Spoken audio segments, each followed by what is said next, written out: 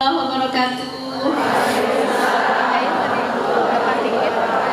Buat space aku. Hamdan hamidin, hamdan syakirin, hamdan yuwafi ni'amahu wa yukafi mazidah. Ya Rabbana walakal hamdu kama yanbaghi li jalali wajhikal karim wa 'azimi sultanik.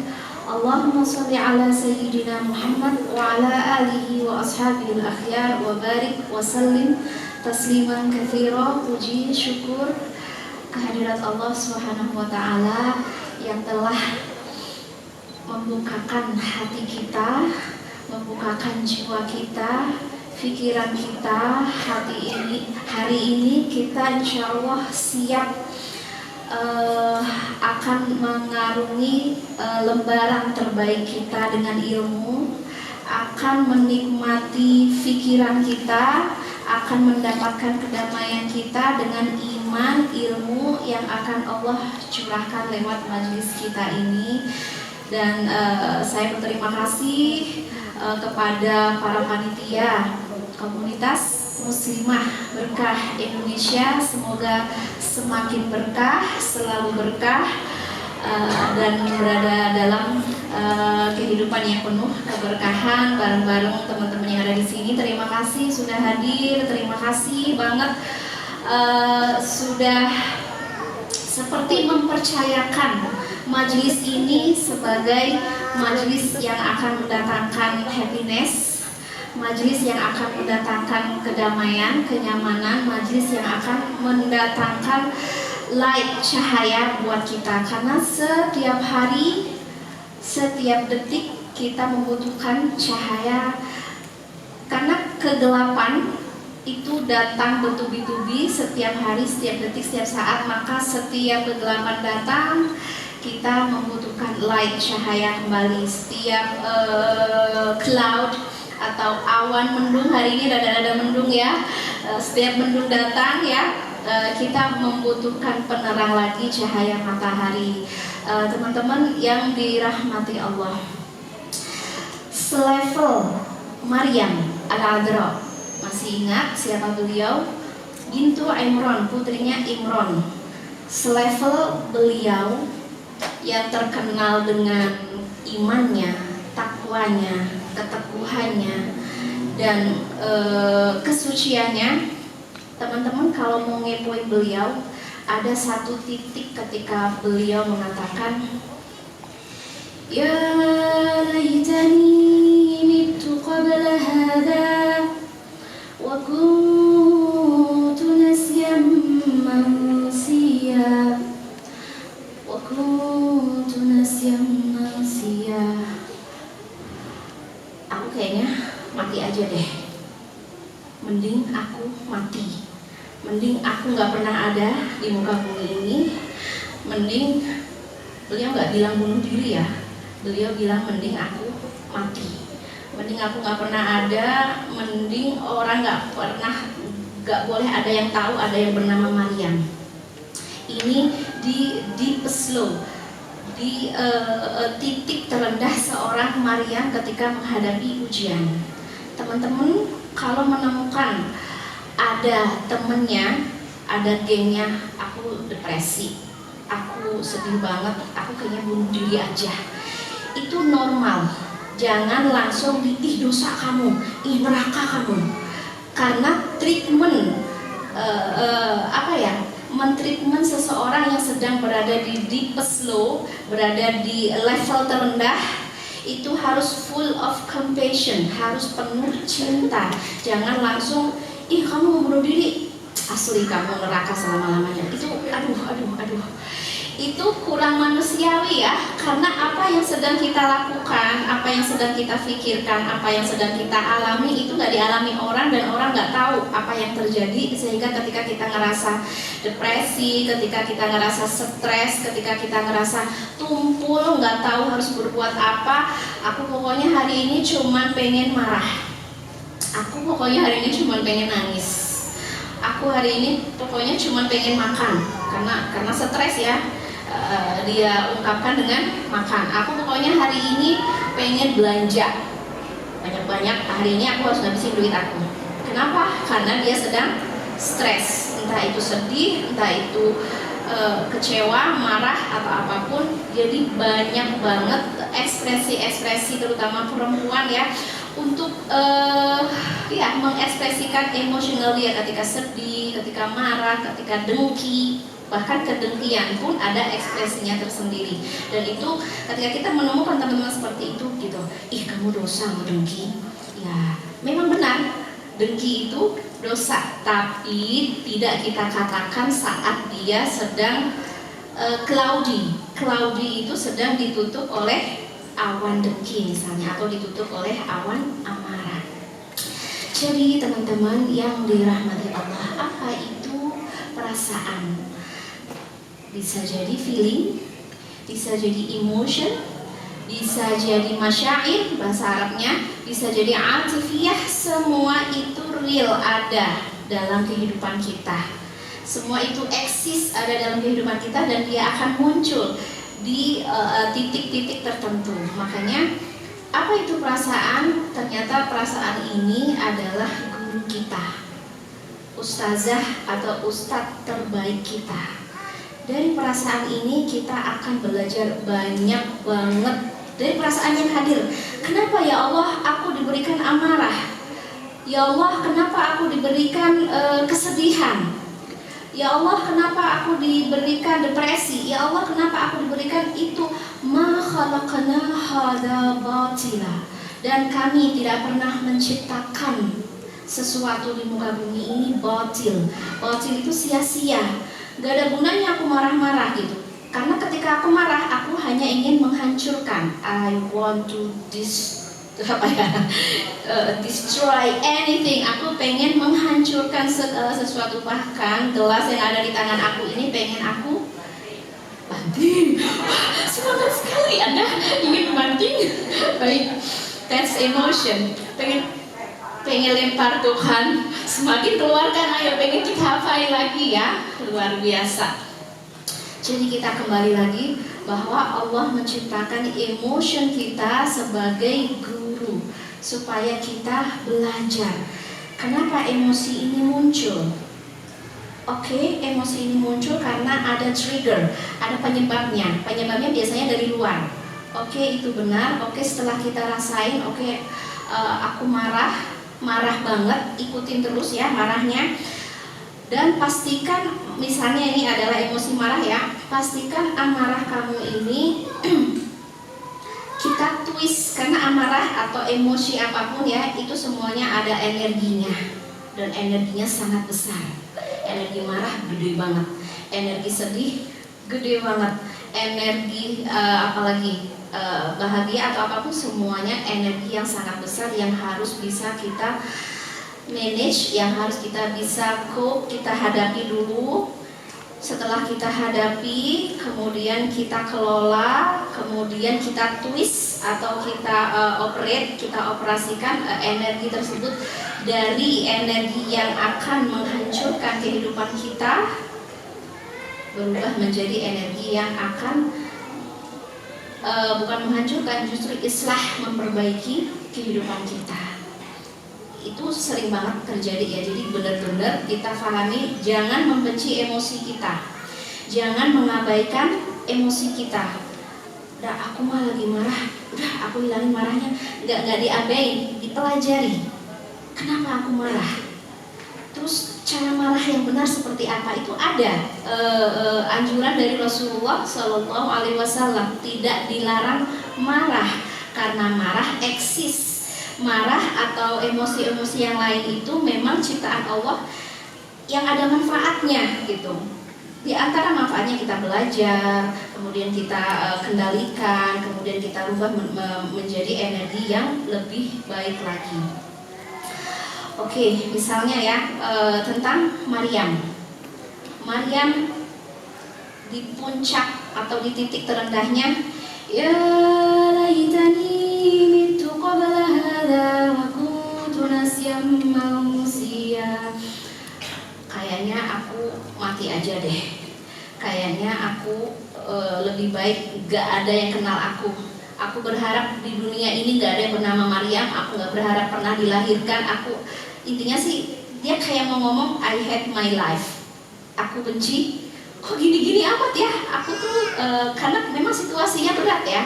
Beliau terlahir dari keluarga suci, kemudian beliau memang perempuan suci, tapi beliau harus mengemban tugas berat, harus melahirkan seorang anak yang tanpa ayah, yang sepanjang sejarah manusia belum pernah ada yang mengemban beban seberat Maryam.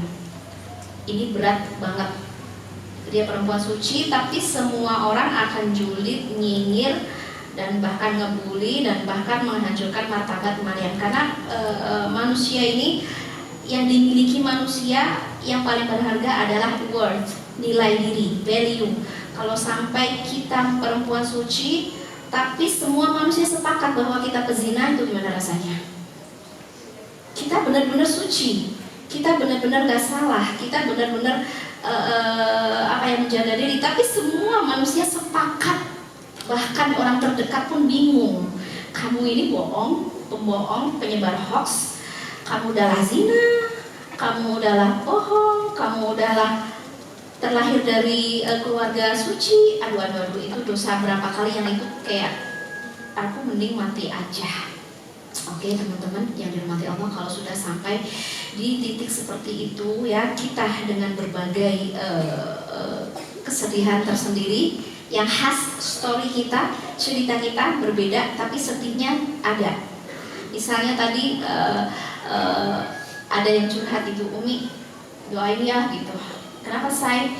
Aku udah 2 kali gagal, 2 kali apa nih gitu, 2 kali misalnya khitbah dan gagal. Rasanya gimana?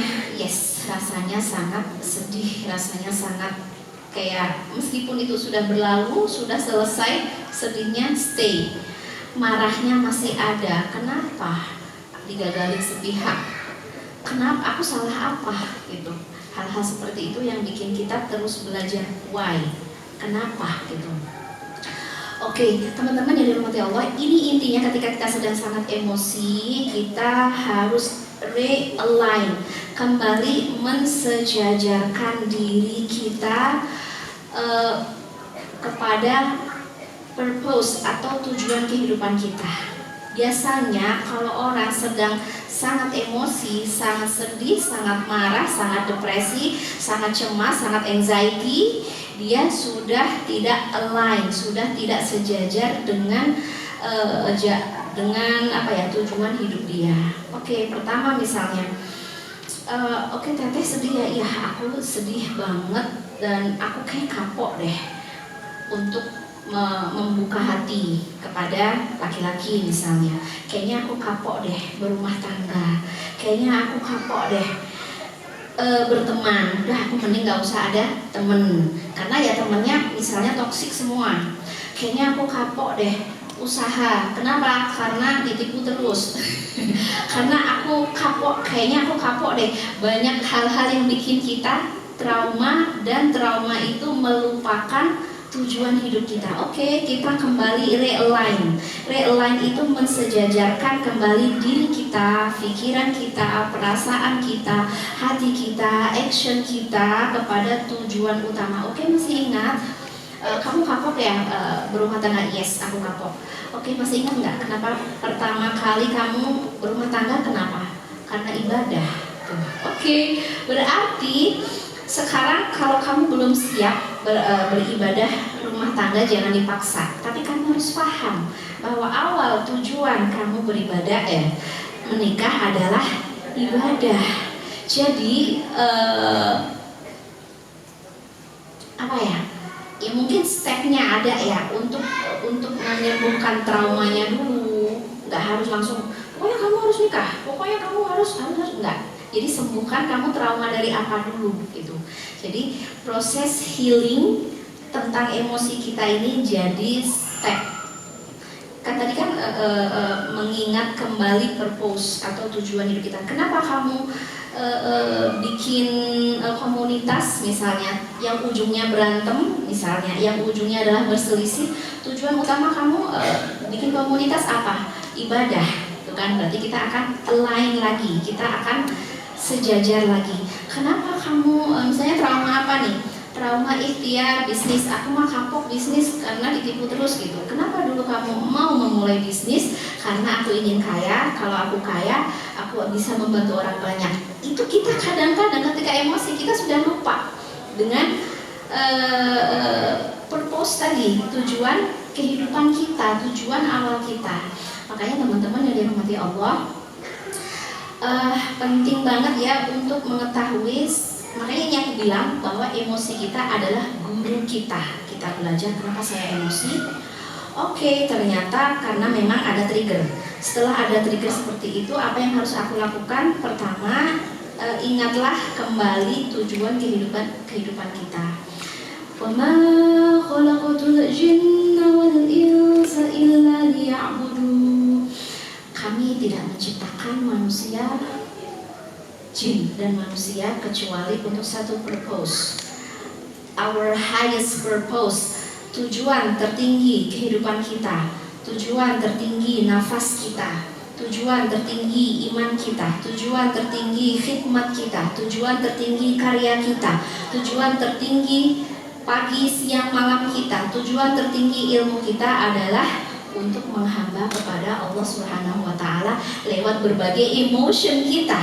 Karena emotion ini muncul karena kita menghadapi berbagai trigger, menghadapi berbagai trigger ya, pemicu dari luar. Oke. Jadi teman-teman yang dirahmati Allah, kita harus kayak kembali realign ya, mensejajarkan diri kita. Oke, saya akan kembali beribadah. Makanya setiap hari gimana cara kita realign? Ihdinas siratal mustaqim. Allah, aku udah tersesat, kembalikan aku ke jalurku. Allah, aku udah emosi, kembalikan aku ke jalurku. Allah, aku sudah depresi dan itu bukan jalur aku, kembalikan aku. Allah, aku udah marah, dendam, dengki. Allah, aku sudah merasakan semua itu. Ihdinas siratal mustaqim, kembalikan aku ke jalur awalku. Dan ini bukan perjalanan yang mudah untuk kembali ke jalur. Mungkin kita sehari kembali ke jalur, nanti kelempar lagi keluar jalur. Dan we realign, kita kembali ke jalur lagi. Makanya dalam sehari kita membaca Ihdinas siratal mustaqim minimal berapa kali? Bayangkan 17 kali. Ini harus sadar kita. Kita kembali ke jalur 17 kali, lisan doang kah? Atau bersama emotion kita? Atau bersama feeling kita? Atau bersama pikiran kita? Bersama energi kita? Atau hanya physically doang yang kita mengucapkan ihdinas siratal mustaqim. Ada titik I hate myself, realign, kembali ke jalur. I love myself. I hate my destiny, aku benci banget dengan takdirku. Seperti yang pernah dirasakan, ya nggak bilang, Maryam tidak bilang seperti itu, tapi dia bilang, nih tuh kau belahada, matikan aku aja ya Allah. Berarti kan apa coba? Nggak tahu ya dia benci atau nggak sanggup atau apapun ya, tapi I can't accept this, aku nggak bisa terima ini, nggak bisa terima, saking tidak bisa terima mending aku mati aja, bisa gitu ya. Aku nggak bisa terima situasi, nggak bisa terima kondisi, nggak bisa terima nasib, mending aku mati aja. Itu Maryam loh. Oke. Jadi kita realign, kembali lagi. Pokoknya setiap kita sadar kita keluar jalur, wah, aku harus belajar dari emosi aku untuk masuk kembali ke jalur. Oke. Untuk masuk kembali ke jalur ini nggak langsung, biasanya pakai proses healing dulu, proses healing itu, pulih dulu. Karena setiap luka itu butuh penyembuhnya. Setiap rasa sakit butuh penawarnya. Setiap penderitaan butuh obatnya, butuh hiburannya. Makanya mungkin doanya ya, ujburni itu artinya hibur aku. gitu. Ini menyakitkan dan aku butuh hiburan, bener nggak? Ini apa ya? Bikin aku menderita dan aku butuh obatnya, penawar, penyembuh. Makanya untuk kita bisa healing ya, kita banyakin SPF. Apa SPF? She pray first. SPF, bukan begini ya. SPF. She, untuk healing cepat biasanya kita harus she pray first. Doa duluan, langsung ketemu sama Allah. Termasuk tadi ujiburni, berikan aku hiburannya. Ini menyakitkan, yes. Jadi teman-teman jangan enggak, ini tidak menyakitkan, ini aman, aku kuat, I am strong woman. Ya, oke, nggak apa-apa kalau memang benar-benar kamu strong woman. Tapi juga tidak apa-apa ketika kamu lemah. Nggak masalah ketika kamu nangis, nggak masalah ketika kamu udah nggak kuat, nggak masalah gitu. Justru ketika kamu vulnerable, kamu lemah, kamu rapuh, kamu akan mencari sumber kekuatan. Dan itu Allah.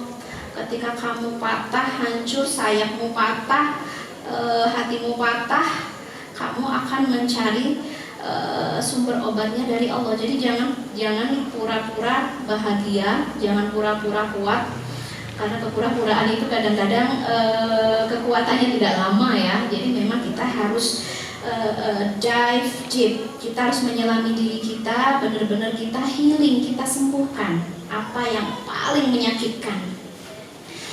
Nggak apa-apa gitu menangis, nggak apa-apa merasa kok aku selemah ini ya. Rasul Sallallahu Alaihi Wasallam, beliau healing juga ya. Beliau yang pertama beliau lakukan adalah deep dive. Jadi menyelami diri kita. Allahumma inni ashku dha'fa quwwati. Ya Allah, aku curhat.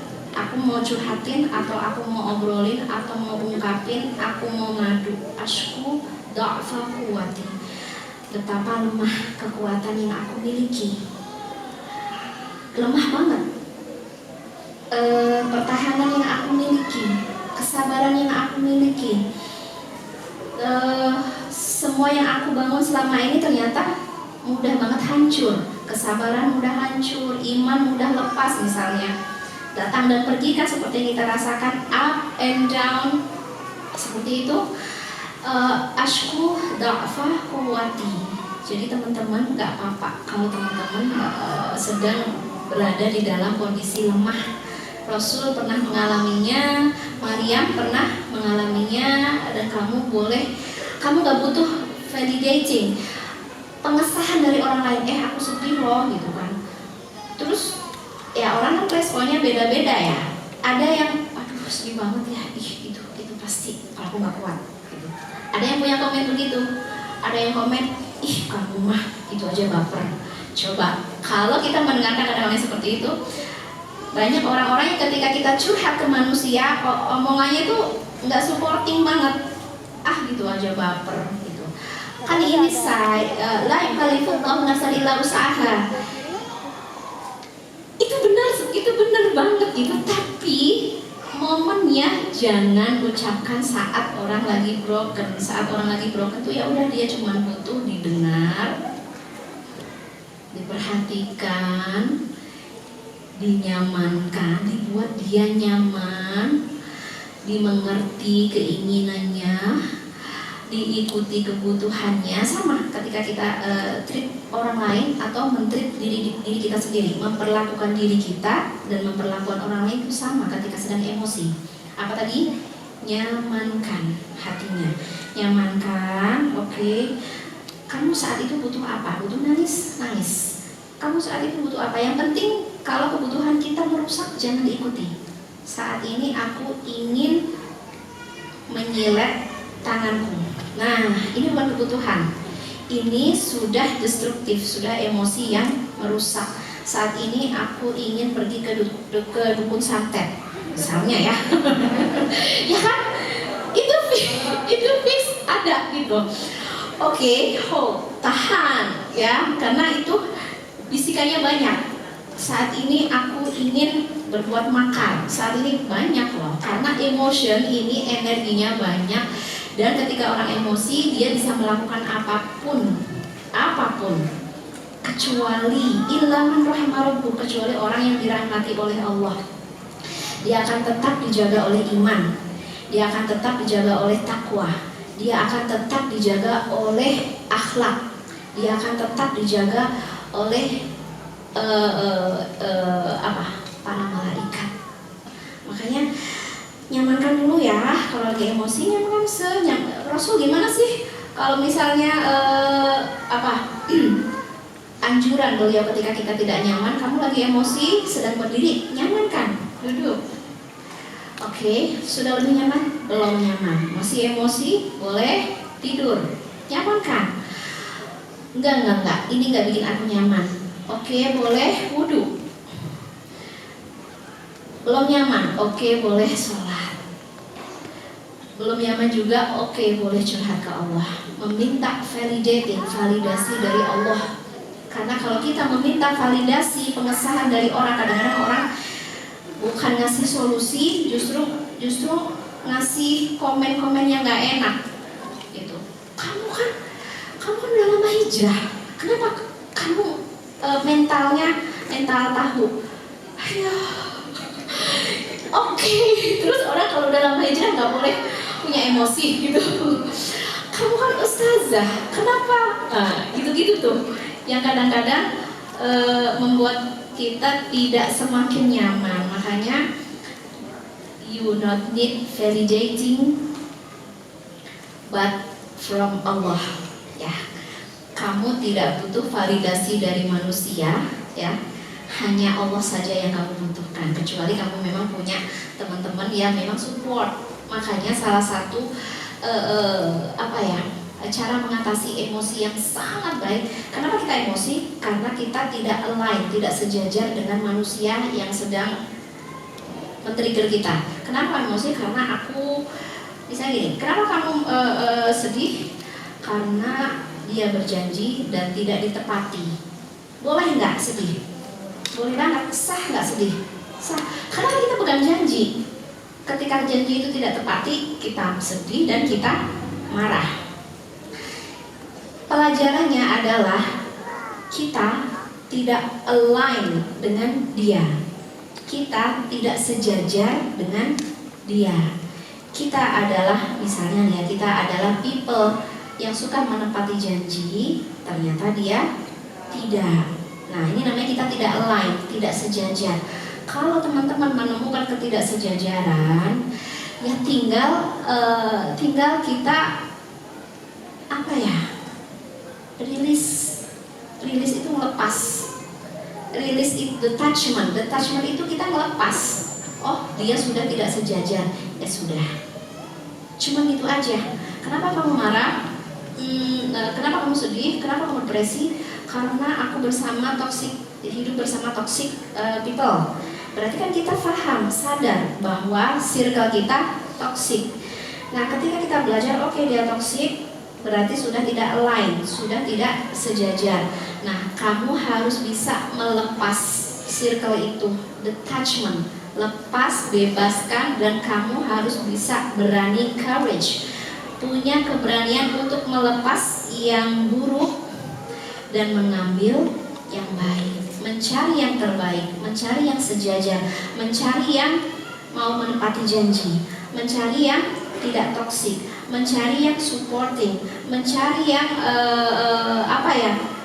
yang itu tadi, yang bisa membawa kita kepada tujuan kehidupan kita. Jadi jangan misalnya, kenapa dia tidak menepati janjinya, kita nangis berhari-hari dan mikir kenapa ya Allah dia nggak tepati janji padahal aku tepati janji. Ya udah, selama-lamanya kita akan berada di dalam emosi kita karena kita tidak lepasin orang yang sudah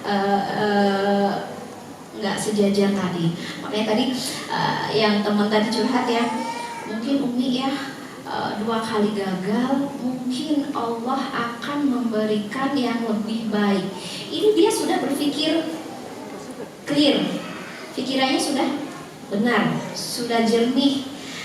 Kalau yang 2 kali itu memang lepas, ya berarti itu sudah tidak sejajar dengan kamu. Ya kamu harus bisa ngelepasin dan kamu harus mencari yang lebih sejajar, yang lebih klik, yang lebih cocok, yang lebih supporting untuk kehidupan iman kamu, kehidupan dunia kamu, akhirat kamu, akhlak kamu. Kayaknya aku kalau deket-deket sama dia, aku bawanya emosi deh. Kayaknya kalau aku deket-deket sama dia, aku panas terus deh. Mending pindah. Ya udah, cuma gitu doang sih sebenarnya.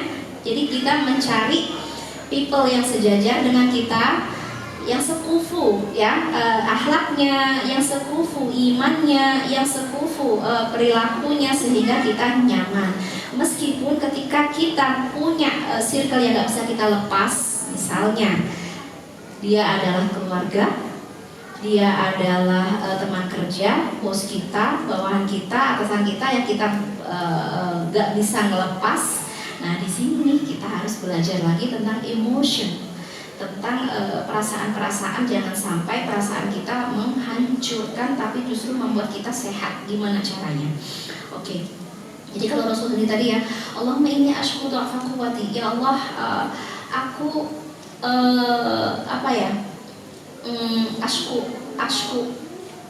Ashku itu curhat ya intinya. Aku ini lemah, wakilata hailati, dan lemahnya ikhtiar aku, usaha aku, ikhtiar aku, ya, semuanya serba lemah. Dan aku yakin ya Allah, ketika Rasul kan harus saat itu harus bisa melepas Mekah. Melepas Mekah ini sesuatu yang menyakitkan, karena ini negeri Rasul, ya kan, keluarga Rasul, bangsa Rasul. Beliau harus melepas, pergi ke Taif, punya harapan besar, punya ekspektasi.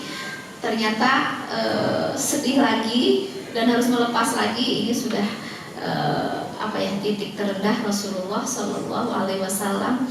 Dan beliau cuman punya satu pegangan untuk tetap align, untuk tetap sejajar dengan tujuan dakwah, yaitu lakal adba hatta tardo. Apapun yang terjadi, ya, apapun, sesakit apapun yang sudah aku alami, lakal adba hatta tardo, semuanya aku lepasin, aku nyamankan.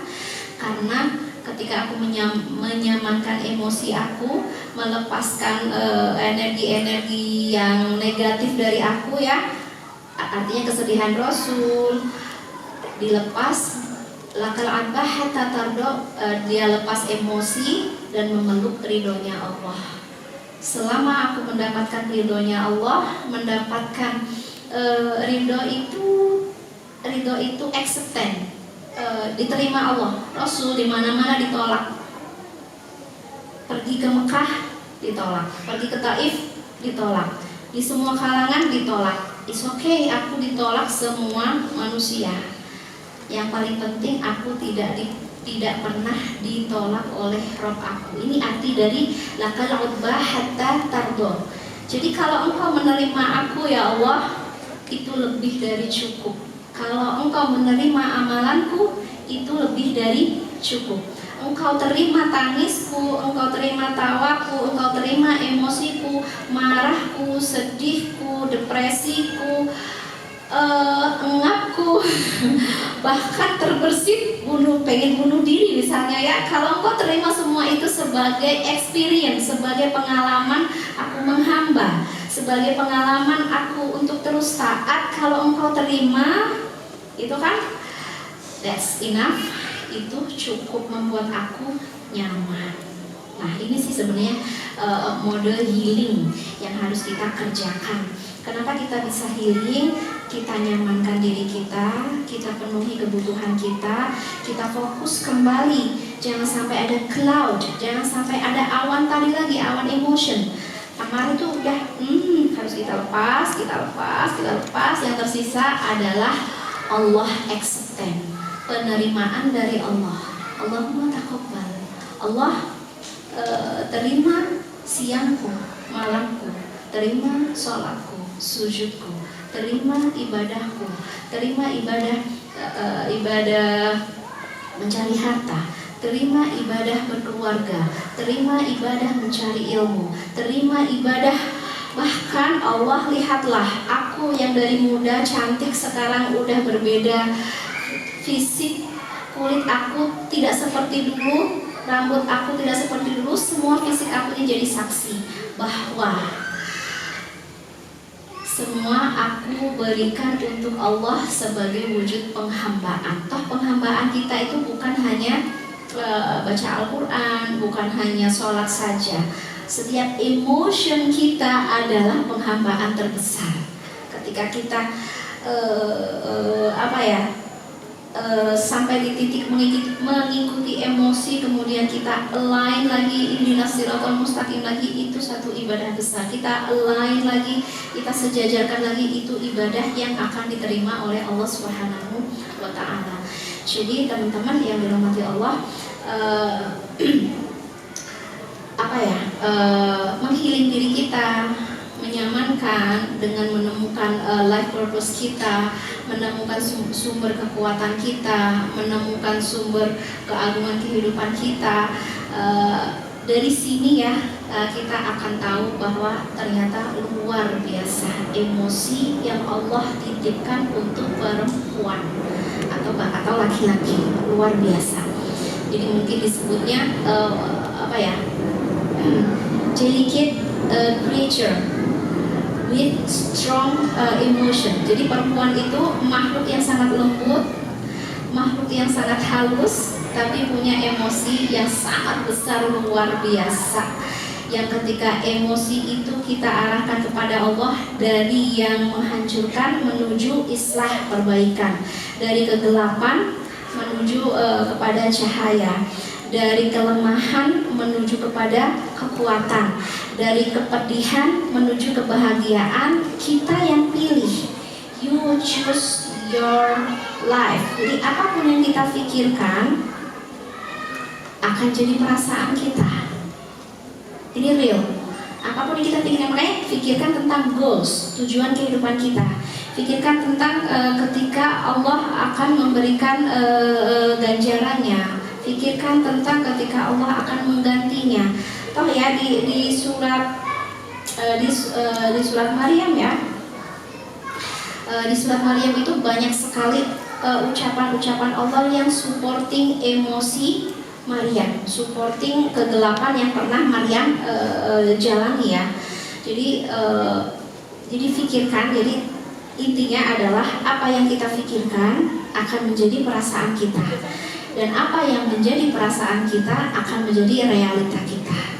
Jadi teman-teman harus memilih untuk punya pikiran yang lebih ramah. Pikirkan sesuatu yang ramah untuk diri kita. Misalnya kalau Maryam tadi ya, ya laitani mitu qabla hada, mending aku mati aja. Itu ramah nggak kepada dirinya? Nggak ramah. Atau kita mikir, ya udah aku mending pokoknya banyak sekali pikiran-pikiran yang nggak ramah sama diri kita. Atau kita memikirkan sesuatu yang belum terjadi tapi kita takut. Seperti Maryam. Maryam itu ketika hamil dia sudah memikirkan nanti gimana gitu. Ini kecemasan akan masa depan. Nanti aku gimana cara menghadapi manusia yang nyinyir, yang julid, yang bakal menghina. Nanti gimana. Dia sudah takut, sudah ini, dan pikiran itu terus menuntun Maryam kepada hal-hal yang tidak baik. Padahal Allah sudah menyiapkan skenarionya. Benar gak sih? Jadi Maryam sudah memikirkan hal terburuk, tapi Allah sudah mempersiapkan skenario terbaiknya. Nanti kalau aku dihina gimana? Ternyata nanti skenarionya adalah Allah membimbing Maryam untuk memberikan isyarat, ya, untuk memberikan isyarat bahwa hari ini aku sedang puasa. Diam aja. Kenapa diam? Karena hanya itu yang paling bisa kita kerjakan gitu. kamu mau konfirmasi selebar, sepanjang apapun, konfirmasi itu tidak akan bisa diterima. Jadi mending diam aja. Oke. Dan bahkan nih ya, faquli inni nadartu lirrahmani sawman falan ukallima al-yawma insiya.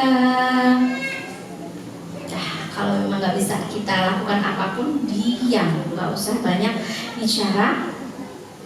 فأتت به قومها تحمله قالوا يا مريم لقد جئت شيئا فريا. Beneran tuh, laqad ji'ti syai'an fariya. Maryam, kamu itu bukan keturunan pezina loh, dan sekarang kamu hamil. Jelaskan. Gak bisa ngejelasin. Oke. Ya ukhta Haruna ma kana abuki imra'a sawin wa ma kanat ummuki baghiya. Fasyarat ilaihi qalu kaifa nukallimu man kana fil mahdi sabiyya. Qala inni 'abdullah atani al-kitab wa ja'alani nabiyya. Ini skenario Allah yang tidak terfikirkan. Di ekspektasi Maryam gak nyampe. Ada baby baru lahir bisa bicara. Inilah ya, Allah tuh kayak gitu, kayak ngasih sesuatu yang susah, kita mikir, overthinking, stres, macam-macam. Padahal pas kita sampai di skenario itu, hello, ternyata Allah sudah nyiapin kita, udah ruwet nesia. Ternyata luar biasa. Semudah itu ketika Allah ingin memberikan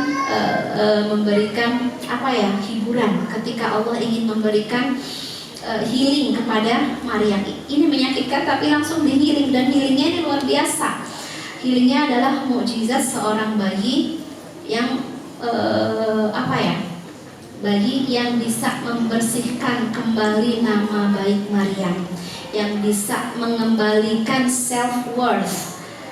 Jadi nilai Maryam bisa kembali lagi utuh tanpa ada yang bisa menghancurkannya kembali. Sebuah seorang bayi yang akan mengembalikan cinta manusia untuk Maryam dan bayinya. Dan bahkan cinta manusia itu saat sebelum bayi ini belum bicara, Maryam kehilangan cinta manusia. Karena semua menghina, mencela dan mencaci. Ketika bayi ini bicara, semua cinta manusia datang, gitu. Semua cinta manusia datang, dan bahkan cinta manusia bukan dari zamannya saja, sampai zaman ini juga kita memberikan cinta kita kepada Maryam. Kenapa bisa seperti ini? Ini adalah perempuan yang bisa realign, kembali sejajar dengan skenario emosi yang sudah Allah berikan buat kita, sejajar lagi, melepas kegelapan, mengambil cahaya, melepas amarah, mengambil maaf, melepas kesedihan dan memilih kebahagiaan, melepas apalagi nih, pokoknya memang harus kita lepas gitu. Dan proses melepasnya mungkin nggak mudah, pelan-pelan aja dilepas. Kenapa harus kita lepas? Karena memang itu sudah tidak penting buat kita. Kenapa harus kita pertahankan? Itu udah nggak penting. Jadi ketika misalnya tadi ya, aku gagal 2 kali teh gitu, rasanya gimana? Rasanya sakit. Oke. Kejadiannya kapan? Udah lama. Sudah lama kejadiannya, tapi sakitnya stay, masih ada. Oke. Setiap hari kalau sakit itu datang, lepas lagi. Ingat lagi, ya lepas lagi. Datang lagi, lepas lagi. Ya begitulah ternyata ibadah kita selama di dunia. Ibadah emosi perempuan itu luar biasa banget. Oke, jadi understanding your emotion, kemudian mengkomunikasikan kebutuhan. Misalnya nih, kita lagi emosi sama siapa, itu kita komunikasikan. Misalnya dengan pimpinan, atau dengan pasangan, atau dengan anak, itu dikomunikasikan. Kenapa kita emosi sama anak? Kita ngobrol, jangan emosi doang. Bunda tuh pengen kamu tuh begini, gitu. Jadi jangan kamu kan udah gede, masa nggak ngerti, itu emosi. Tapi kalau kita bicara, Bunda tuh pengen kamu itu bisa ngambil tanggung jawab. Nah, komunikasikan. Apa yang paling bikin kamu sebel, itu komunikasikan. Karena insya Allah komunikasi ini jadi salah satu solusi untuk menyelesaikan emosi kita. Kadang-kadang kita nggak ada komunikasi, kadang-kadang kita tidak memberikan informasi kepada circle kita bahwa kita sedang emosi diem aja. Pas sudah kita pendem, kita tumpuk, meletusnya gede banget. Itu sedikit berbahaya. Nah, tapi kalau kita komunikasikan, ada masalah komunikasi, insya Allah benangnya, ruwetnya itu nggak banyak banget gitu, karena kita runutkan sedikit demi sedikit. Oke.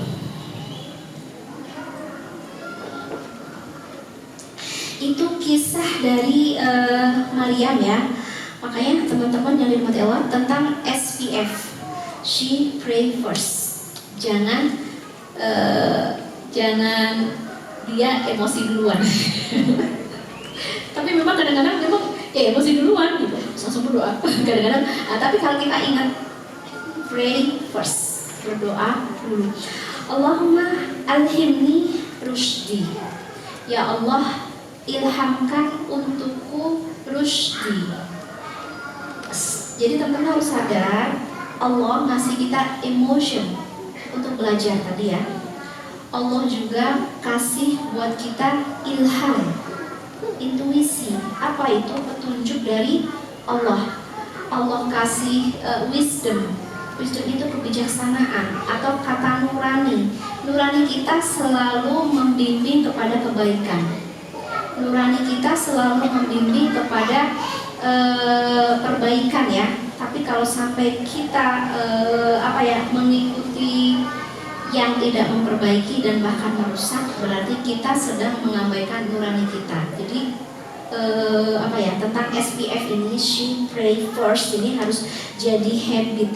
Kalau kita sudah punya habit SPF, sudah punya kebiasaan SPF, insya Allah sih mungkin kita emosi, tapi damage-nya nggak parah. Kita sedih, tapi kerusakannya nggak parah. Kita marah, yes kita marah, tapi rusaknya enggak parah. Kita apalagi nih? Kita kecewa, kita apapun, ya semua kita rasain sama, tapi kita tidak melakukan kerusakan kepada diri kita atau orang lain. Ya, Allahumma alhimni rusydi. Ya Allah, aku sekarang belajar untuk mengobati, memulihkan diri aku yang mengikuti semua emosi-emosi tadi ya. Aku obatin, aku tenangkan, I am comforting. Aku nyamankan senyaman mungkin. Setelah kamu merasa nyaman, setelah kamu penuhi semua kebutuhannya, kamu nanti step kedua adalah rilis, melepaskan ya, dilepas semuanya yang mengganggu, yang bikin berat. Di sini berat, di sini berat, di sini panas, di sini panas. Every breath is releasing. Setiap nafas adalah melepas. Tarik, alhamdulillah lepas. Tarik lagi, lepas lagi. Every tension, setiap tension itu ketegangan. Ya, ketegangan ini nih. Aku pegang selama 3 tahun, betapa tegang tangan aku, gitu kan? Lepas. Enak, lepas ya. Jadi setelah kita lepas, nanti cloud-nya atau si awan tadi bergerak, menghilang, menjauh. Dan ketika clouds-nya menjauh, yang akan datang adalah cahaya.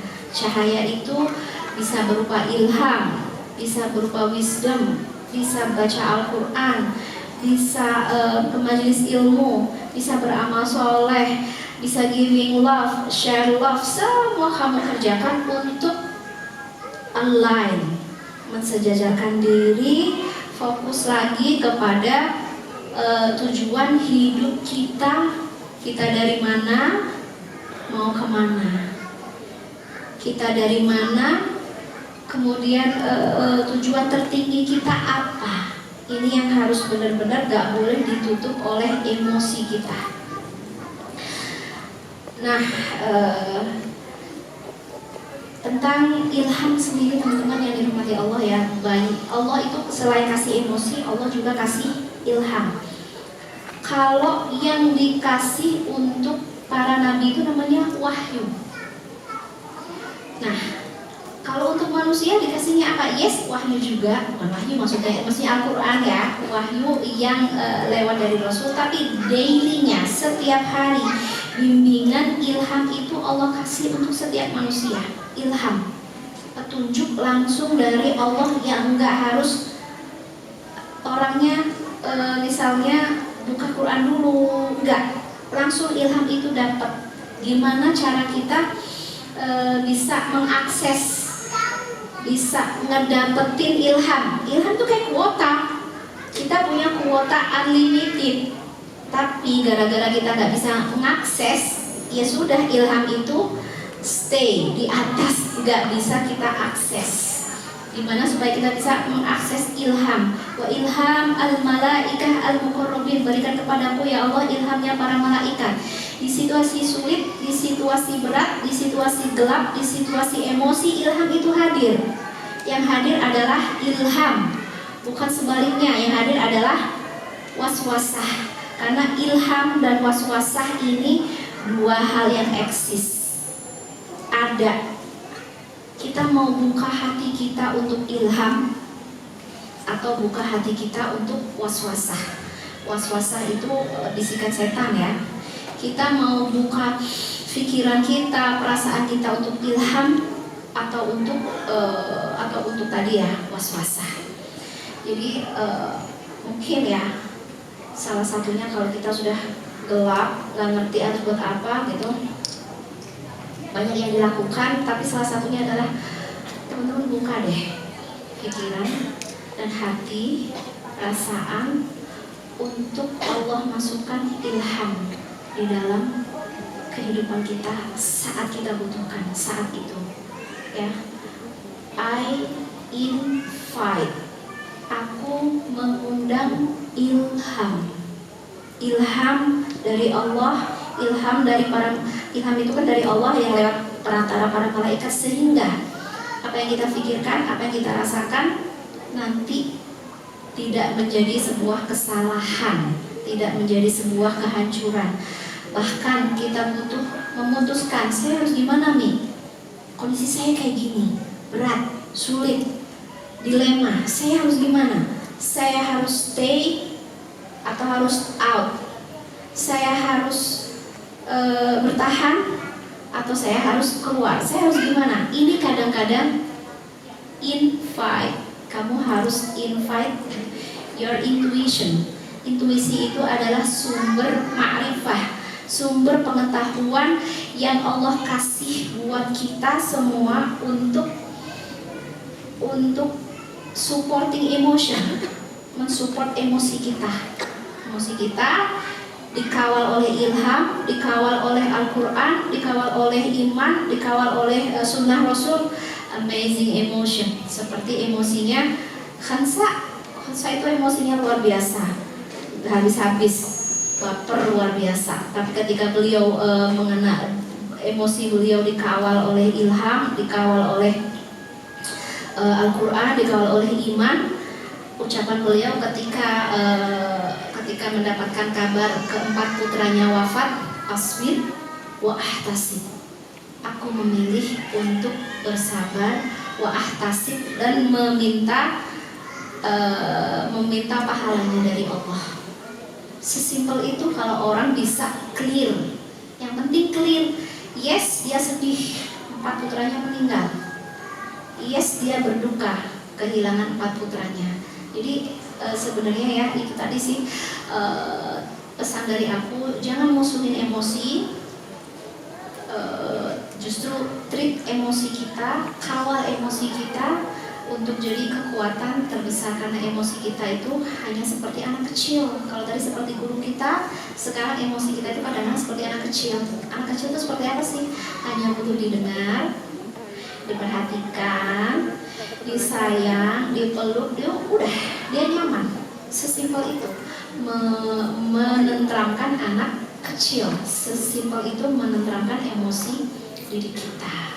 Oke.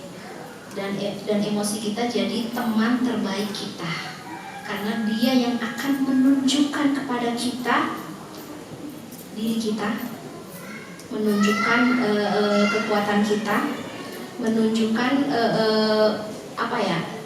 circle kita ini align atau enggak. Ini emosi kita. Jadi misalnya nih sudah dizalimi,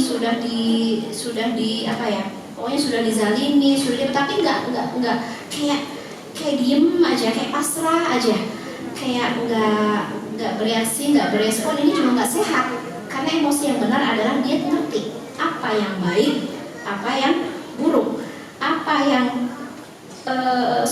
yang memperbaiki kehidupan dan merusak. Itu emosi kita yang bicara. Dan pasti emosi yang disupport, yang disibghah, yang diwarnai oleh iman itu luar biasa. Barakallahu fiik. Senang sekali bisa bicara tentang emotion bareng teman-teman.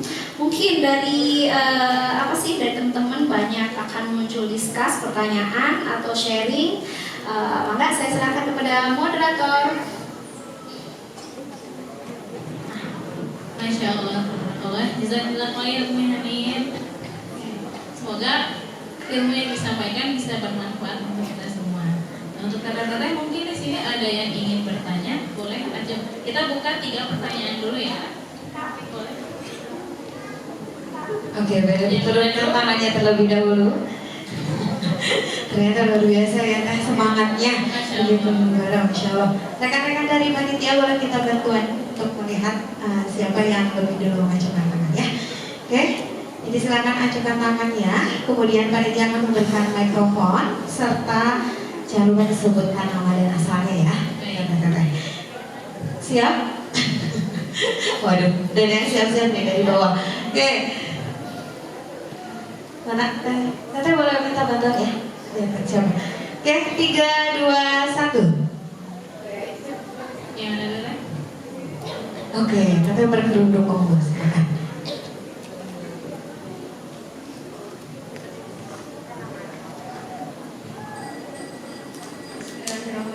Assalamualaikum warahmatullahi wabarakatuh. Waalaikumsalam warahmatullahi wabarakatuh. Ustazah izin bertanya. Nama Zahra, asalnya dari Tangerang tapi masih Bandung. Izin bertanya, kan kita harus mengakui emosi kita ya. Bagaimana kalau misalnya saat kita jadi masalah dan di tahap yang memang butuh untuk ahlinya, misalnya kita ke psikolog. Terus misalnya ada teman kita atau orang lain yang menganggapnya mentalnya lemah banget, yang mereka ke psikolog terus dibilang sabar. Gimana menanggapinya? Terima kasih. Wassalamualaikum warahmatullahi wabarakatuh. Waalaikumsalam warahmatullahi wabarakatuh. Langsung aja ya. Ada yang ke psikolog terus dibilang si paling psikolog gitu kan. Ya kan? Si paling kalau bahasa nyinyirnya Ikin si Intan Payung, ya kak. Intan Payung yang paling nggak bisa kena matahari, nggak boleh kena debu, yang paling jadi kita kayak dianggap lemah, kayak dianggap ya that's people, itulah manusia. Mereka nggak pernah tahu apa yang kita rasain, mereka nggak pernah tahu apa yang kita alamin, so ya mereka punya persepsi seperti itu gitu. Bagaimana cara cek oke. Bagaimana menghadapi persepsi manusia? Kita dianggap lemah, kita dianggap nggak ada guna gitu aja ke psikiater. Emang kamu nggak bisa ngadepin sendiri? Kan kamu udah baca Quran. Emang Quran nggak cukup gitu? Lah, saya sendiri ya, saya pembaca Al-Quran. Saya sholat dari kecil sampai gede. Dan kenyataannya setiap hari saya masih butuh tambahan ilmu untuk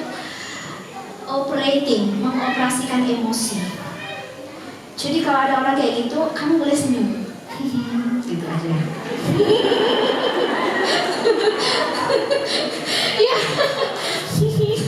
Ya udah senyum aja gitu. Dan kadang-kadang mungkin dalam hati, kayak apa perlu aku doain kamu punya rasa seperti yang aku rasain? Itu kayak ada jahatnya. Kadang-kadang karena dia nyinyir terus, dia kayak ngejatuhin kita, kayaknya aku doain aja gitu biar kamu rasain apa yang aku rasain gitu. Jadi nggak perlu sih kita mengikuti persepsi orang. Yang perlu kita lakukan adalah control your mind. Pikiran orang ini banyak, rupa-rupi, dengan pengalaman yang berbeda, dengan tingkat ilmu yang berbeda, dengan tingkat iman yang berbeda. So komen mereka juga beda-beda. Kamu nggak bisa kontrol pikiran mereka. Yang harus kamu kontrol adalah pikiran kamu. Oke, jadi pertama yang kamu lakukan, senyumin aja dulu, jangan doain yang kayak tadi ya. Atau sebaliknya, semoga kamu nggak ngerasain yang aku rasain gitu kan. So kamu bisa memilih untuk fokus on yourself, fokus kepada diri kamu. Apa nih yang paling bikin kamu happy? Oke. Waduh, ada yang komen kayak gitu, dan yang komen adalah yang terdekat. Berarti yang terdekat itu tidak align, tidak sejajar dengan kamu. Aku bisa melepas, aku berani melepas siapapun yang tidak align, yang tidak sejajar. Maaf ya nggak usah ngomong juga.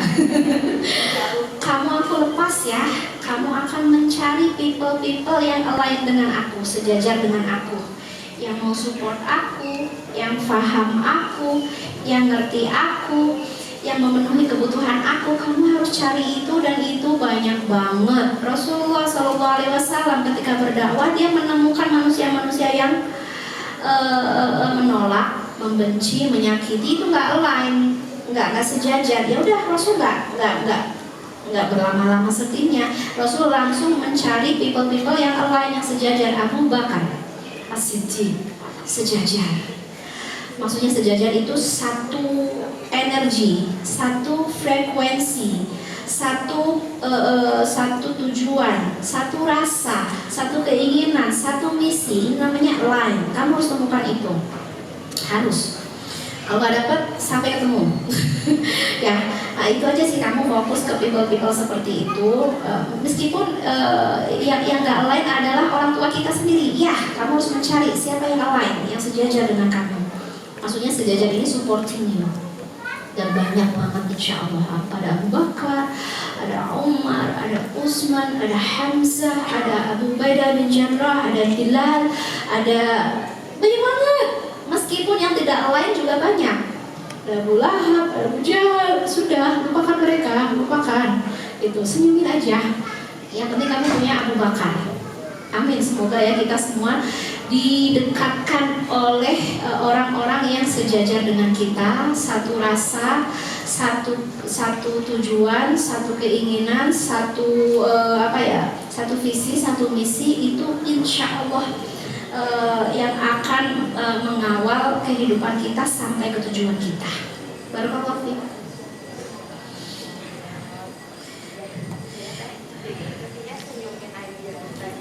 Tapi bukan hanya itu, tetapi kita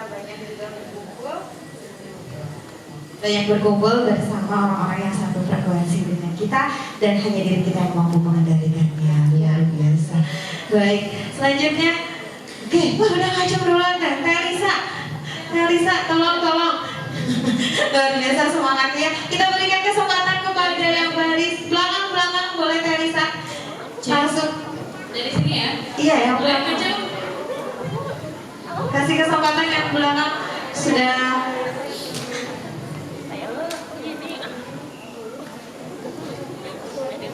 Yang baju apa?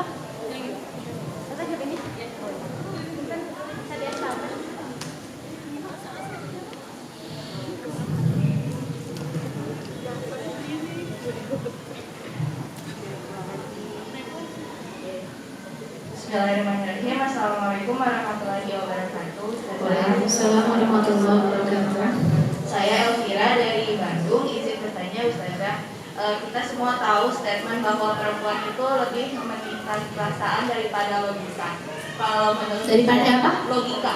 Oke. Nah, kalau menurut Ustazah sendiri itu seperti apa, dan sebenarnya sebagai perempuan kita harus memprioritaskan perasaan atau logika terlebih dahulu? Terima kasih Ustazah.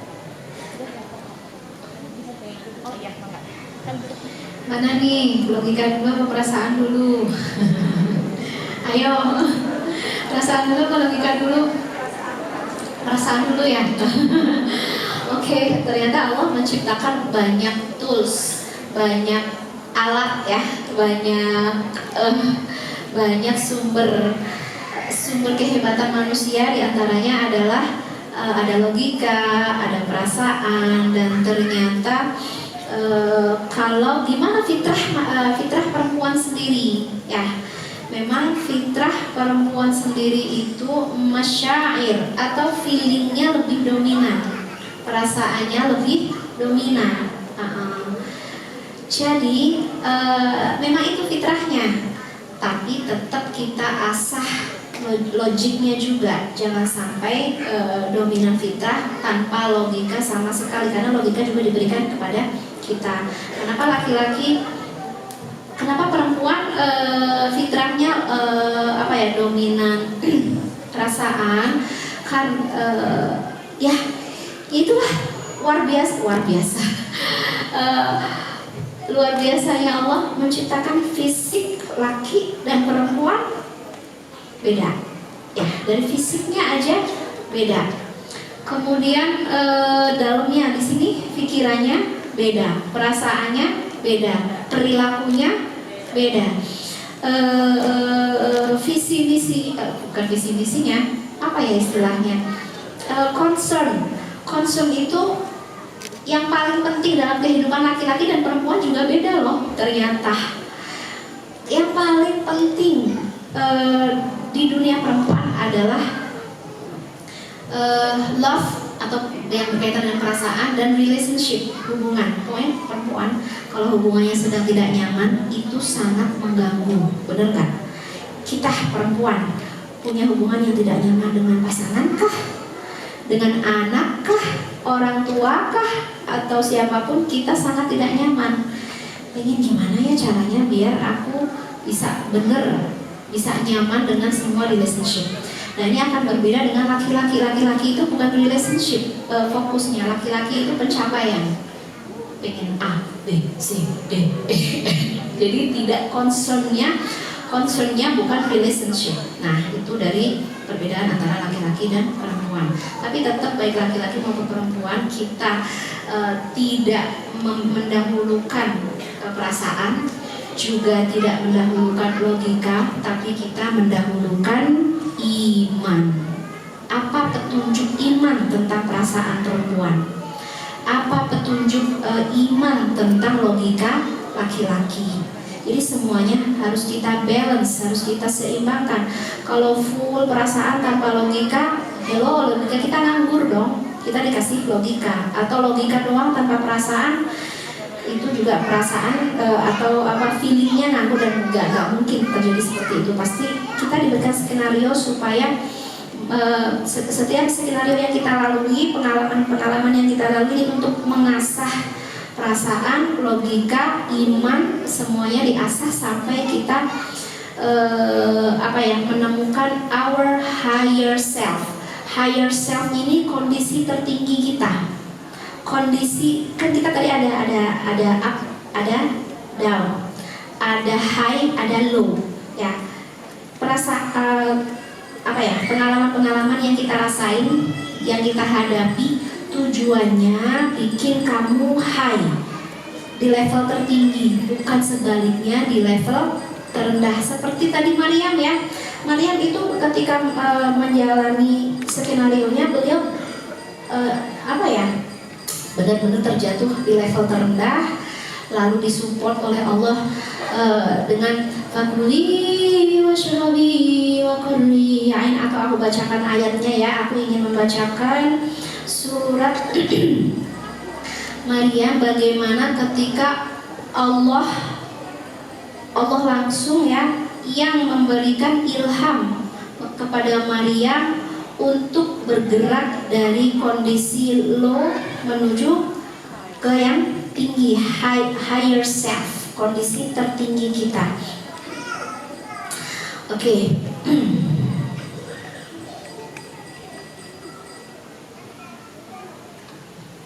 Ya tadi ya, kondisi low-nya adalah ketika beliau mengucapkan ya laitani mitu qabla hadha wa kuntu nasyan mansiya. Langsung di comforting itu dinyamankan oleh Allah. Fanadaha min tahtiha, dinyamankan oleh Allah, dihibur oleh Allah, dipanggil Maryam saat karena Maryam membuka pikiran, membuka hati untuk pertolongan Allah. Maryam mencoba untuk mulai mensejajarkan diri kepada pertolongan Allah. Fanadaha min tahtiha, maka Maryam dipanggil ya, ada suara yang memanggil Maryam. Artinya Allah care of you, Allah selalu peduli sama kamu. Orang nggak tahu cerita kamu, orang nggak tahu story kamu, orang nggak ngerti seduka apa kamu. Tapi fanada min tahtiha, kita selalu dikelilingi oleh malaikat. Kita iman atau enggak? Kita percaya atau enggak? Kita lihat apa enggak? Kita sadari atau enggak? Kita dikelilingi malaikat. Anadaha min tahtiha. Oke, di comforting, dinyamankan dengan suara malaikat, dipanggil Allah tahzani, jangan bersedih. Oke, lepaskan sedih kamu, netralkan, nyamankan, mulai masuk ke area netral ya. Allah tahzani, fanadaha min tahtiha, Allah tahzani, qad ja'ala rabbuki tahtaki sariya. Dengarkan, malaikat membawakan kabar gembira kepadamu. Allah menjadikan, memberikan, supporting you, menyediakan sungai kecil mengalir di bawahmu. Kamu bisa minum, kamu bisa lega, kamu bisa nyaman, energi kamu bangkit, kamu bisa mendapatkan mukjizat. Karena saat itu mukjizatnya banyak ya, mukjizat yang Allah berikan ketika menolong, ketika comforting, menyamankan Maryam. Oke, qad ja'ala rabbuki tahtaki sariya. Oke, berikutnya wa huzzi ilaiki bi jid'in nakhlah, gitu. Goyangkan bijida'in nakhlah, pohon kurma. Goyangkan. Maryam yang lemah mau melahirkan, orang melahirkan itu punya tingkat rasa sakit tertinggi. Saya 4 kali. Dan semuanya ditolong sama Allah. Alhamdulillah. Aku doain semoga teman-teman nanti akan merasakan rasa sakit luar biasa dan datang pertolongan Allah. Itu pengalaman luar biasa, oke? Wa huzzi ilaiki bi jid'in nakhlah, dorong, goyangkan pohon kelapa. Tusaqit 'alaiki rutaban janiyya. Cek, maka pohon itu akan menjatuhkan rutaban janiyya. Rutab itu buah kurma yang sudah masak, yang manis, yang lembut, yang akan jadi simbol, untuk setiap perempuan yang akan melahirkan. Persiapkan rutaban janiyya, persiapkan yang manis-manis, yang lembut-lembut, yang berenergi, yang pernah dirasakan oleh Maryam, yaitu kurma. Oke? Artinya apa nih teman-teman yang dimaksud ini? Comforting. Allah sedang bikin Maryam comfort, nyaman, nggak panik, nggak stres, gitu. Oke, dinyamankan lagi. Makanya teman-teman pokoknya kalau melihat ada yang stres, bantu dia comforting, bikin dia nyaman, senyaman-nyamannya. Biasanya sih paling gampang makan minum ya. Kasih minum air putih aja. gitu. Oke, setelah itu fakuli washrabi wa qurri aina, benar. Makan dan minumlah wa qurri aina, nyamankan.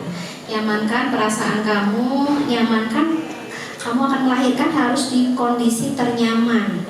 Ya kan, kalau teman-teman mau melahirkan itu duduknya harus nyaman, pikiran ternyaman, perasaan ternyaman.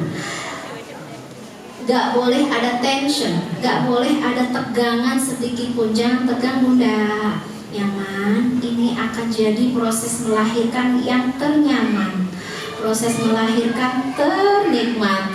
Ada lagi mulus itu. Nyaman ya.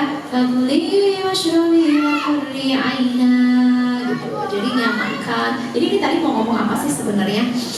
Yang sebenarnya adalah yang kita hadapi ini adalah pikiran kita, perasaan kita, begitu juga logika kita.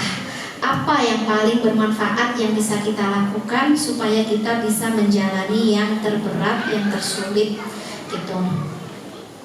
Nanti masuk ke fa'imma taroyina minal basyari ahadan fakuli inni nadartu birrahmani inni nadartu laka birrahmani inni nadartu birrahmani soma gitu ya. Jadi teman-teman yang dirahmati Allah, untuk perempuan is okay, tabiat kita, fitrah kita emosional. Emosional itu tidak pernah salah dan tidak akan pernah berlebihan ketika kita kawal terus memakai iman, ilmu, ilham, dan semua sumber-sumber pengetahuan yang Allah berikan buat kita itu kita pakai semua. Kalau full emosi doang, tanpa iman, tanpa ilmu, tanpa ilham, 100% dia akan merusak dirinya. 100% dia akan merusak kehidupan dia. Bukan hanya yang rusak dunia, akhirat pun akan rusak. Kenapa kamu buka kerudung? Aku stres ya. Kenapa? Ya oke, stres gitu. Tapi dikawal dong stresnya gitu ya. Ya sudah, karena dia memang lagi stres. Kenapa kamu itu? Aku stres, oke, sah kita stres. Tapi ekspresi stres kita harus tetap dalam bingkai iman supaya kita selamat. Barakallah.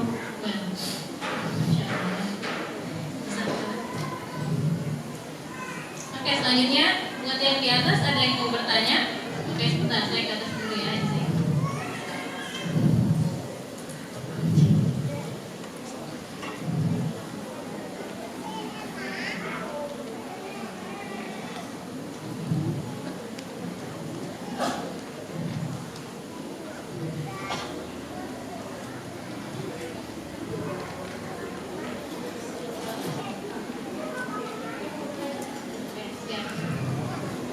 Masya Allah, banyak ternyata di atas. Masya Allah, apa kabar yang atas? Alhamdulillah. Emosinya aman ya? Aman. Yang bawah emosinya aman ya? Aman, insya Allah. Emosi kita insya Allah aman dan iman. Dua tuh ya, pastikan emosi kita. Bismillahirrahmanirrahim.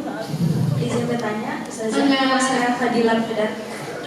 Saya mau bertanya, kan tadi bilang sedih itu wajar, berduka itu wajar, dan mengekspresikan emosi itu adalah hal yang wajar. Namun, tidak berarti semua orang mesti maklum. Not every grief that we accept makes everyone have to understand about that. Betul kan? Nah, pertanyaannya, bagaimana caranya agar orang maklum ketika kita sedang berduka? Misalkan Ketika kita sedang berduka. betul. Ketika kita sedang berduka itu kan muncul ekspresi seperti sedih, gak mau keluar rumah, diam kayak gitu. Bagaimana cara orang agar maklum kalau kita ini lagi bersedih tanpa harus bilang? Dan sebaliknya, bagaimana cara kita memaklumi seseorang yang sedang bersedih juga, yang sedang berduka juga, yang sedang tidak baik-baik saja? Mungkin itu pertanyaannya, Ustazah. Terima kasih. Barakallahu fiik. Namanya siapa? Fadila Frida Fadila, dari mana Fadila? dari Pasteur. Dari Pasteur, barakallah.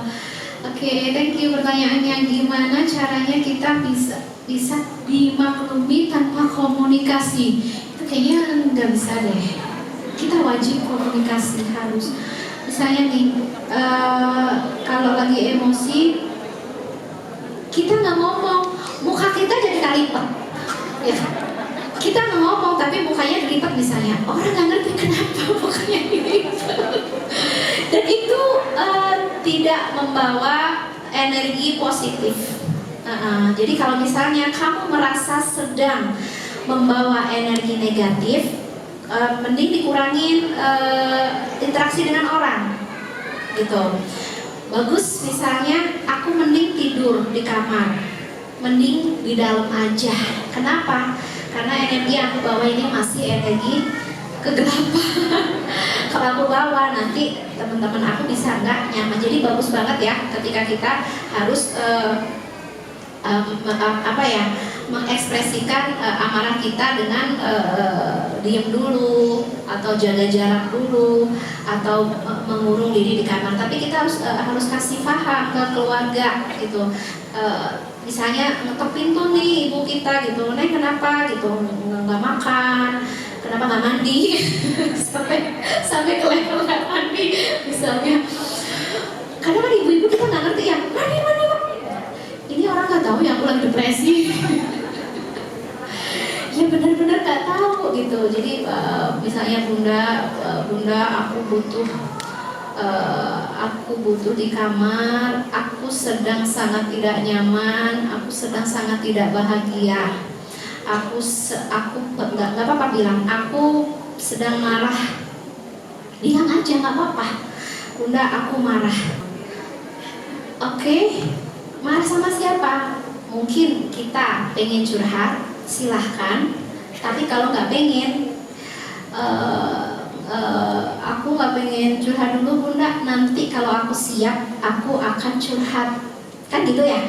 Kenapa kita nggak mau curhat? Belum siap dengan pikiran-pikiran kita sendiri misalnya. Tapi mengkomunikasikan bahwa kita tidak baik-baik saja itu wajib ke circle kamu, ke anggota keluarga, ke teman-teman gitu, maaf ya gitu. Atau misalnya kamu lebih pendiam, kalau tidak mengganggu circle sih nggak apa-apa. Tapi kalau sampai mengganggu, terus kamu misalnya pengen orang tuh harusnya paham, orang tuh harusnya ngerti, orang tuh harusnya, gak semua orang punten bisa. Ternyata gak semua orang punya kecerdasan membaca emosi gitu. Seperti selevel para sahabat pun gak bisa membaca pikiran orang, gak bisa membaca apa yang terjadi, gak bisa. Pernah kejadian nih, Abu Hurairah di depan Ka'bah, di depan di Masjidil Haram, di depan Ka'bah, dia sujud tapi membelakangi Ka'bah. Ini kan ini perilaku yang tidak bisa dimengerti. Hello, Ka'bahnya di sini say, gitu kan? Kalau orang lewat ya, Ka'bah di sini. Kenapa kamu sujudnya random gitu? Sujudnya dia random. Akhirnya orang yang lewat ini kunaon ya, kunaon kan jadi salah paham karena nggak ngerti. Dan sebagai Abu Hurairah juga bukan tipe orang yang mau mengumbar perasaan, mau mengumbar situasi dia nggak boleh diumbar. Makanya sampai kondisinya sujud membelakangi Ka'bah.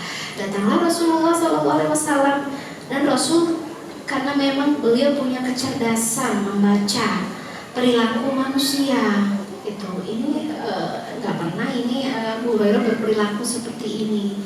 Atau para sahabat yang sujud membelakangi Ka'bah, nggak langsung kamu nih udah misalnya ya ucapan-ucapan yang jelek gitu ya, kamu nih udah kenapa kamu gitu, nggak marahin, nggak emosi, langsung dipegang, dibangunkan. Ya inilah kecerdasan Rasul. Rasul bilang, kamu lapar ya. Yes, Abu Hurairah adalah Ahlus Suffah. Ahlus Suffah itu adalah orang-orang yang hanya yang aktivitasnya berada di teras masjid, full hidupnya bersama Rasul di majelis ilmu Rasulullah SAW, belajar, mengumpulkan sampai mungkin ribuan atau ratusan hadis ya, itu Abu Hurairah. Artinya dia secara ekonomi tidak produktif, gak ada yang menopang ekonomi beliau. Beliau belajar terus sampai tidak ada yang menopang ma'isyah, sampai beliau kelaparan, sampai sujud membelakangi Ka'bah. Dan Rasul ini pembaca perilaku manusia. Nah, kamu lapar ya gitu. Kapan terakhir kamu makan? Seminggu yang lalu ya Rasulullah. Bayangin, ini izzah, beliau gak meminta-minta, gak apa, beliau. Jadi selama seminggu ini kamu bisa gak makan? Iya ya Rasulullah, aku hanya minum air zam-zam selama seminggu. Nah, ini kalau nggak dikomunikasiin, orang pasti salah paham, orang pasti marah-marah. Ini aliran sesat, ini Abu Hurairah ini aliran sesat, atau Abu Hurairah ini ragil kali gitu, atau apapun lah ya, karena tidak mengkomunikasikan. Dan juga Abu Hurairah juga nggak bakal mengkomunikasikan itu, karena kan ini kayak gimana ya, ya bukan sesuatu yang gimana ya, yang memang tapi kan kita nggak hidup sama Rasul. Banyak orang yang nggak paham gitu loh, nggak ngerti. Ya kita harus ngomong, kita butuh apa gitu loh, kita maunya apa, kita mau ditreat seperti apa. Bunda, aku butuh 1 malam aja untuk tidur di kamar dikunci ya, kasih tahu. Mau sendiri aja. Bunda, aku butuh apa, kasih tahu kebutuhannya. Bunda, aku akan ngomong lagi nanti jam 3 ya. Misalnya pulang dari kuliah, nangis-nangis gitu. Kenapa say? Nanti sore insya Allah aku ngomong sama Bunda ya. Nah, Bunda akan oke, ngerti bahwa kamu butuh waktu untuk cooling down gitu. Jadi komunikasi ini bagian terpenting yang nggak boleh dipisahkan. Wajib banget komunikasi. Kalau nggak komunikasi, kita akan banyak kesalahpahaman. Jadi kita nggak bisa mengontrol pikiran orang, kita hanya bisa membuat orang paham, sefaham dia gitu. Nah, gimana tadi kebalikannya? Gimana caranya biar orang ngerti kita? Ya udah, kita komunikasikan. Gimana caranya kita ngerti orang? Ya kan? Kebalikannya. Sebenarnya semakin kita terus belajar, itu kita insya Allah semakin kita punya compassion. Compassion itu punya kasih, punya wah kasihan ya. Gitu. Pokoknya apapun masalahnya, kita tuh komennya kasihan. Ih, kasihan banget ya gitu. Dia sampai kayak gitu. Nah, berarti yang harus kita harus kita latih adalah jiwa kasihan. Misalnya, kenapa dia ingkar janji? Kan kita marah. Akhirnya ketika kita sudah marah, sudah cooling down, sudah ini, akhirnya ujungnya iya ya, kasihan ya, dia yang janji, dia yang tidak menepati. Ujungnya hanya kita bilang, ya kasihan ya, ya udah gitu aja dan senyumin aja gitu. Nah, jadi untuk bisa memahami orang, insya Allah sih kalau kita belajar tentang iman, belajar tentang akhlak, belajar dari terutama Rasul ya, dari Rasul, para sahabatnya, dan ilmu itu tersebar, bukan hanya disiplin ilmu Islam, tapi juga disiplin ilmu-ilmu yang lain, psikolog Islam lah, atau apapun lah ya, semua kita belajar supaya kita, memang tujuan kehidupan kita ini adalah ma'rifatun nafs, mengenal diri kita. Kita harus kenal. Setelah itu nomor 1 ma'rifatullah ya. Mengenal Allah, mengenal diri, mengenal manusia, dan itu insya Allah akan lebih benar kita berinteraksi dengan manusia. Jadi kita tidak melakukan kesalahan dan tidak memberikan treatment yang buruk kepada manusia. Barakallahu fiik, semoga bermanfaat. Masya Allah, tabarakallah, begitu menyenangkan sekali Umi jawabannya dan kita melihat Baik, waktu untuk sesi pertanyaan tersisa 3 menit lagi, Umi. Ini ada titipan pertanyaan melalui secari kertas. Melalui secari kertas. Sebentar, sebelum dibacakan aku Begitu. yang mana?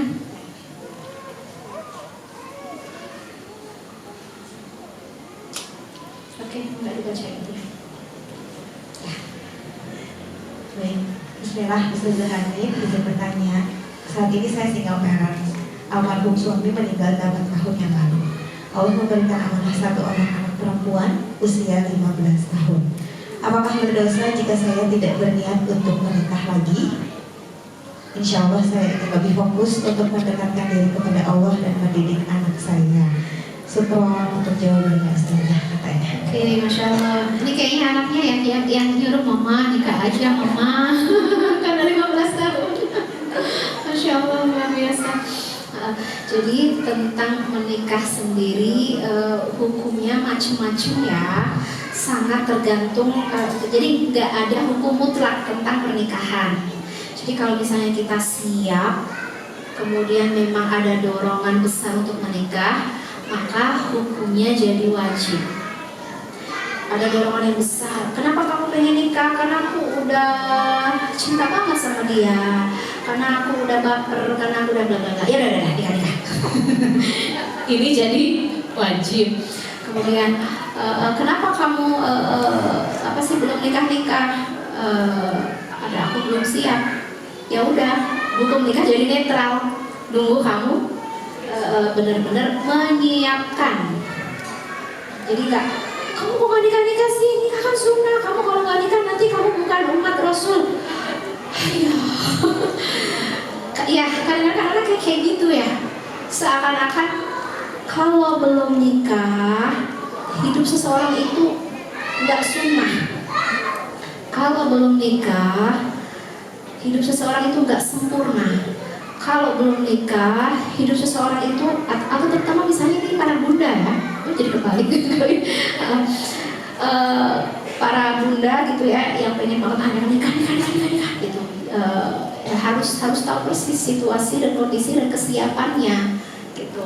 Misalnya tadi ada bunda yang aku mah belum pengen nikah, aku pengen fokus mendidik anak, aku pengen, nggak apa-apa, bebas. Kamu punya pilihan, yang penting kamu bisa menjaga aifatun nafs. Aifatun nafs itu kehormatan diri kita. Kadang-kadang kenapa pengen menikah? Pengen ada yang nyariin nafkah. Boleh gak kayak gitu?